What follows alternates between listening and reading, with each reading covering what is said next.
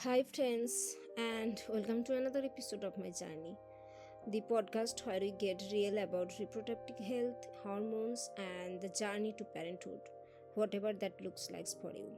And today's episode is deeply personal.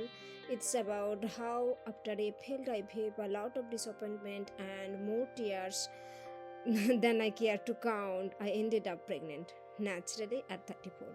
And I had an unexpected co pilot on this journey, which is ChatGPT, yep, and AI chatbot. Now, before you roll your eyes or think this is some kind of clickbait, stick with me because what I am about to share is equal parts emotional sacrifice and scientific and honest. If you ever struggled with fertility, questioned your body, or just felt overwhelmed by information overload, this one is for you. Let's rewind. My partner and I had been trying for over a year. After 6 months of ovulation strips, temperature charting, and timed intercourse, I felt like my body was betraying me. I was healthy, I was 33, but still nothing. We went the IVF route. It was expensive, emotionally draining. We made it to the embryo transfer, but then nothing. That moment when you get the call and they say, I am sorry, you did not take, is something I would not wish on anyone.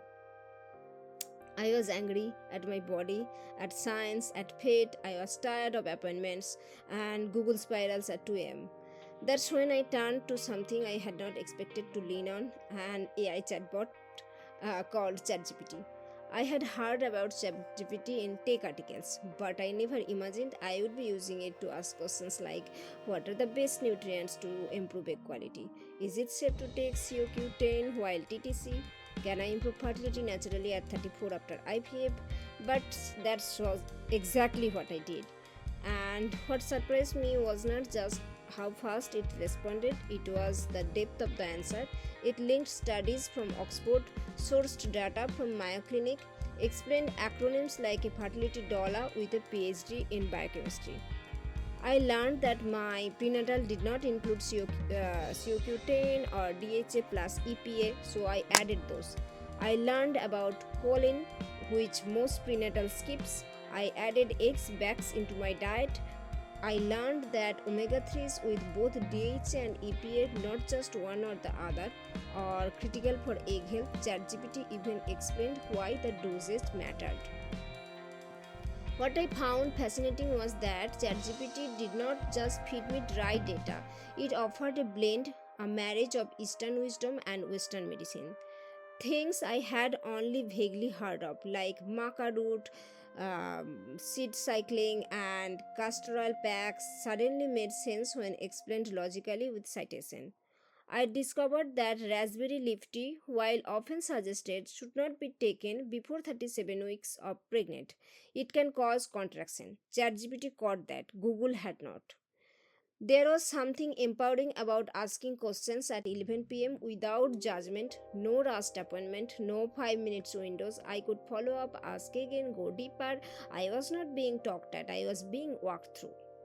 I began using a Bluetooth connected hormone monitor to track my cycle more precisely. Ovulation strips were helpful, but I needed to know when my LH surge hit and if my progesterone was holding. ChatGPT explained how these hormones dance together and what to look for the data. It even helped me time when to try. I learned just because you ovulate does not mean it's the best chance. There is a 24 hours window, but when combined with egg health, cervical mucus, and uterine lining, timing becomes everything. 2 months later, I took a test, not expecting anything. It was just another morning, and there it was, 2 line. I froze, I cried, I think I laughed too nervously. My body had done it naturally. No injection, no lab, just time, nutrition, understanding, and a polite robot whom I called my best friend. Of course, I told my OB, of course, I go for blood work, but something had shifted in me. I had moved from fear to informed, from failure to empowerment, and I am not saying AI replaced my doctor, it did not. It supplemented what I did not get in rush visits or generic pamphlets. It gave me a foundation. If you are listening right now and you are on your own TTC journey, maybe you have had losses, maybe you have had rounds of IVF, maybe you are just exhausted.